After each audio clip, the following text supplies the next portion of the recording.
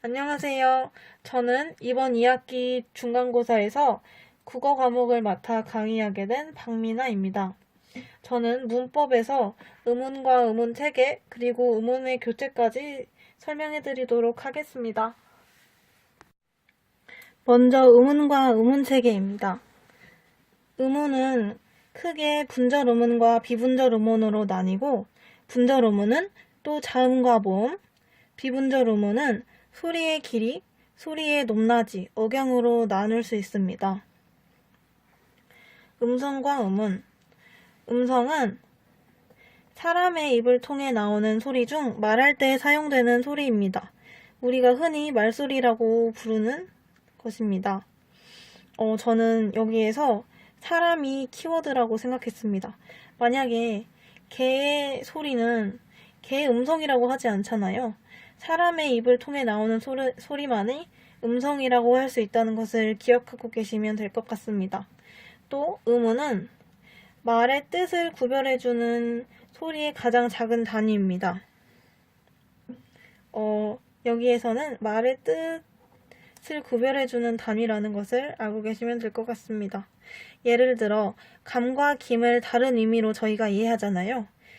근데 여기에서 감과 김의 차이점은 모음인 아와 이가 있고, 또 곰과 곰의 차이점은 이음과 미음이라는 것을 알 수 있습니다. 여기에서 이 모음과 자음으로 말의 뜻이 구별되는데, 그것이 바로 의문이라는 것을 알 수 있습니다.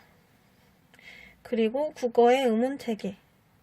앞에서 말했다시피 의문은 분절 의문인 모음과 자음, 또 비분절 의문인 장단과 고저, 억양이 있습니다. 먼저 분절 의문인 모음과 자음을 소개하겠습니다.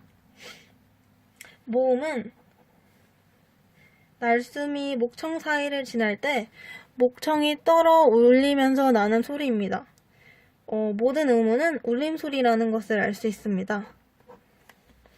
또 모음은 크게 단모음과 이중모음으로 나누는데요. 여기서 단모음은 발음 도중에 혀와 입술의 움직임이 없는 소리이고, 이중모음은 발음 도중에 혀의 위치나 입술 모양이 변하는 소리입니다. 저희 교과서에는 이 단모음 체계표가 나와 있는데요. 시험을 볼 때 많은 도움이 될 것이기 때문에 이 체계표를 외워주시는 것이 중요하다고 생각합니다. 그리고 단모음은 혀의 앞뒤 위치, 입술 모양, 혀의 높이에 따라 나뉘는데요. 혀의 앞뒤로는 전설 모음과 후술 모음, 입술 모양으로는 평순 모음과 원순 모음, 또 혀의 높이로는 고모음과 중모음, 저모음이 있습니다. 이 단모음 체계표를 외우는 팁이 있는데요. 이 순서대로 키위를 주게 되었소, 내가 이렇게 외우면 시험 때 기억하기 더 쉬우실 것 같습니다. 또 이중 모음에는 야, 여, 요, 유, 예, 예, 와, 웨, 워, 웨, 의로 11가지인데요. 이 이중 모음은 반모음과 단모음이 결합하여 만들어졌습니다. 반모음은 음성의 성질로 보면 모음과 비슷하지만 반드시 다른 모음에 붙어야 발음될 수 있는 음절을 이루지 못하는 소리라고 정의되어 있는데요. 쉽게 말하면 모음의 성질과 자음의 성질을 모두 갖고 있다는 것입니다. 그렇기 때문에 반모음을 반다음이라고도 부른다고 합니다. 이런 반모음에는 이, 오, 우 이렇게 3가지가 있는데요. 반모음이 먼저 오고 단모음이 다음에 오는 순서로 결합되는 것이 10개이고, 단모음이 먼저 오고 반모음이 뒤에 오는 소리로 결합되는 것이 1개 있습니다. 저는 다른 10개는 모두 반모음이 먼저 오지만 하나인 의는 반모음이 뒤에 옵니다.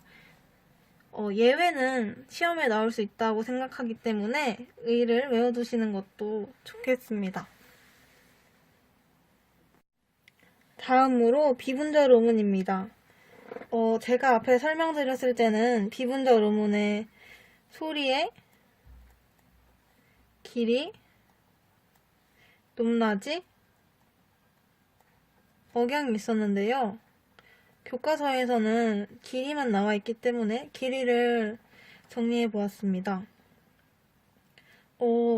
소리는 같은데 뜻은 다른 단어라니 정말 처음에는 외우기가 너무 어려웠는데요. 그래서 저는 그림을 그리면서 외우는 방법을 선택했습니다. 길게 나는 장음을 그림으로 그려서 외웠더니 처음에 외웠던 것보다는 훨씬 더 많이 기억할 수 있었습니다. 처음으로 아이가 하는 말, 또 물을 담는 병이 아닌 사람이 걸릴 수 있는 병, 또 하늘에서 내리는 눈, 저녁인 밤이 아닌 먹는 밤, 먹는 굴이 아닌 굴, 또 음식을 조금 먹을 때 사용하는 표현인 소식, 하늘을 날아다니는 벌, 또 청소할 때 쓰는 솔, 허리가 굽다 할 때 그 구부러진 표현이 아닌 고기를 구울 때 쓰이는 굽다, 또 맞는 매가 아닌 날아다니는 매, 길거리가 아닌 점과 점 사이의 거리, 또 용서를 구하는 사과와 밥을 국에 말다라는 표현에 말다가 있습니다. 또 긴 소리는 일반적으로 단어의 첫 음절에서만 난다고 합니다. 앞에서 많은 예가 나왔는데 눈치채셨나요? 소식에서의 소, 굽다의 굽, 거리의 거, 사과의 사, 말다의 말. 모든 단어들이 단어의 첫 음절에만 장음이 있는 것을 확인할 수 있었습니다. 이렇게 하늘에 내리는 눈은 원래 장음으로 소리가 나야 하지만 앞에 한박이 붙어서 한박눈이 된다면 눈은 장음으로 소리가 나지 않는 것을 보고 알 수 있습니다. 다음은 교과서 뒤에 나와 있는 학습 활동입니다. 저는 이 학습 활동이 모든 과목에서 가장 중요하다고 생각하기 때문에 이번에도 한 줄씩 설명하고 넘어가도록 하겠습니다. 먼저 1번에 위와 외가 발음하기 어렵다고 나오는데요. 원래는 단모음으로 발음해야 하지만 표준발음법에서 이중모음으로 발음하는 것이 허용되어 있다고 합니다. 또 3번에는 음성상징어인 의성어와 의태어가 나오는데요. 이런 의성어와 의태어를 사용함으로써 생동감을 더욱 더해줄 수 있다는 것을 알 수 있습니다.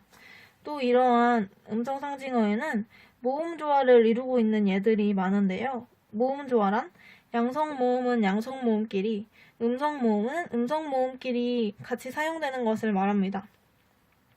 양성모음은 아와 오처럼 한 획이 더 오른쪽과 위쪽에 그어져 있는 것을 알 수 있고, 음성모음은 어와 우처럼 한 획이 왼쪽과 아래쪽에 그어져 있다는 것을 보고서 구분하면 쉽습니다.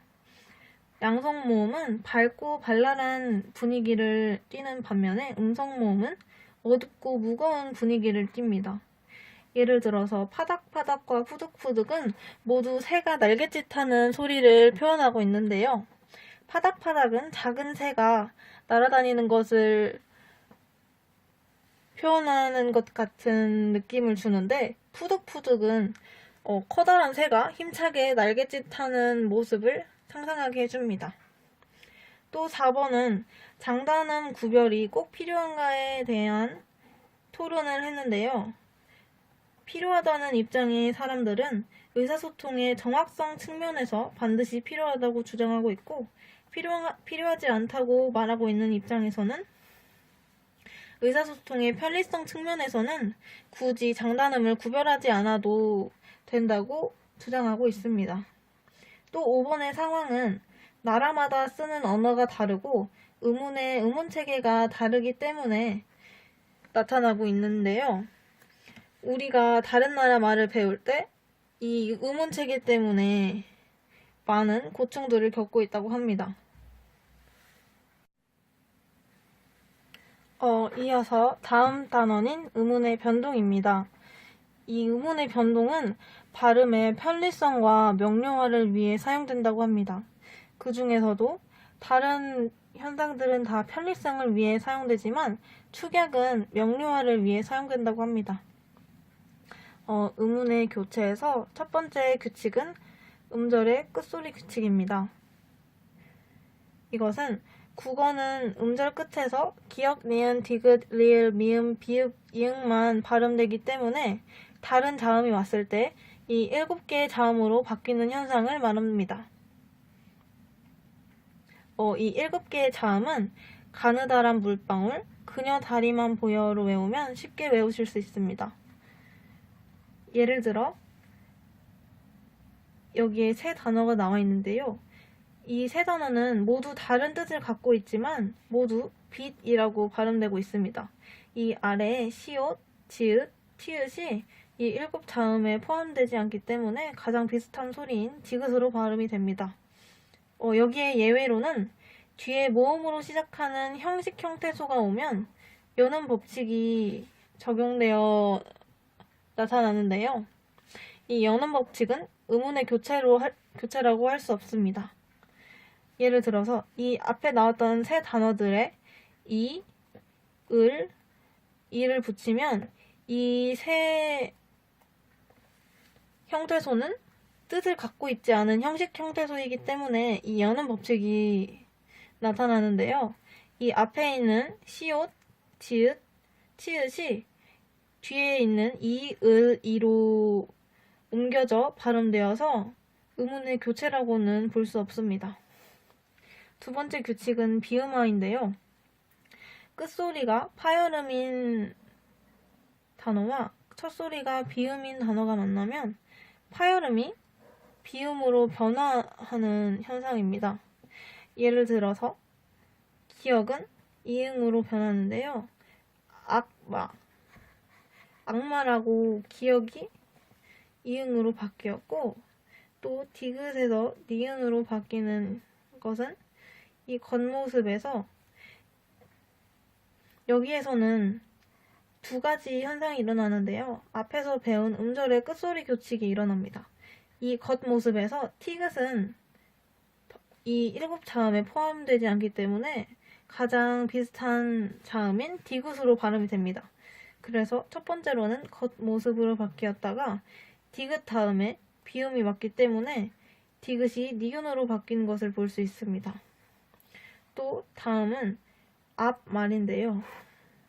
이 피읍도 단어의 음절의 끝에서 발음될 수 없기 때문에 비읍으로 먼저 바뀌고 이 비읍이 미음을 만나 미음으로 바뀐 것을 알 수 있습니다. 여기에도 예외가 있는데요. 유음이 비음의 영향을 받아서 리을이 니은으로 발음될 때도 있다고 합니다. 예를 들면 담력을 저희는 담력이라고 발음하고 종로를 종로라고 발음하죠. 또 세 번째는 유음화입니다. 유음화는 유음인 리을 뒤에 니은 뒤나 앞에 니은이 왔을 때 니은이 리을로 발음된다는 것인데요. 예를 들면 대관령, 원리, 논리로 알 수 있습니다. 또 네 번째로는 국외음화입니다. 국외음화는 끝소리가 디귿, 티귿으로 끝나는 단어 뒤에 이나 이 표시는 반모음을 의미합니다. 모음이나 반모음이로 시작하는 형식 형태소가 왔을 때 디귿과 티읕이 지읒과 치읒으로 발음된다는 것입니다. 디귿이 지읒으로 변하는 예는 구지, 해돋이 등이 있고 티귿이 치읒으로 변하는 예는 낱낱이, 거치 등이 있습니다. 여기에서도 중요하게 여겨야 할 점은 실질 형태소가 올 경우에는 일어나지 않다는 것입니다. 우리 교과서에 나와 있는 솜니불로 설명할 수 있습니다. 또 마지막으로 된소리대기입니다. 이 된소리대기는 경음화라고도 불리는데요. 예삿소리는 평음이라고도 하고, 거센소리는 격음이라고도 하고, 된소리는 경음이라고도 하기 때문입니다. 이 된소리가 일어나는 경우는 네 가지로 앞에 나온 현상들보다는 좀 많은데요. 첫 번째로 파열음 계열인 기역, 디귿, 비읍이 오면 그 뒤에 오는 예삿소리가 된소리로 바뀐다는 것을 알 수 있고, 또 용언이 활용할 때 어간이 끝소리에 니은, 미음이 오면 그 뒤에 기역, 디귿, 시옷, 지읒이 올 경우 된소리로 발음된다는 것을 알 수 있습니다. 여기에서 어간이 무엇인지 모르는 친구들이 있을 텐데요. 어간은 이 용언이 활용할 때 바뀌지 않은 부분을 말하는데, 예를 들면 먹다에서 먹다를 먹고 먹으니로 표현해도 같은 뜻이 되잖아요. 여기에서 바뀌지 않는 먹을 어간이라고 합니다. 뒤에 오는 은이, 다, 고는 엄이라고 하고요. 또 세 번째, 한자 리을 뒤에서도 예삿소리가 된소리로 바뀝니다. 불법, 졸도 등이 예입니다. 또 관형사형 어미인 리을 뒤에 예삿소리도 된소리로 바뀌는데요. 예를 들어 할 줄, 말 것을 등이 있습니다. 여기까지 이제 저의 영상은 끝이 납니다. 지금까지 시청해주셔서 감사하고요. 2학기 중간고사 국어 꼭 잘 보셨으면 좋겠습니다. 감사합니다.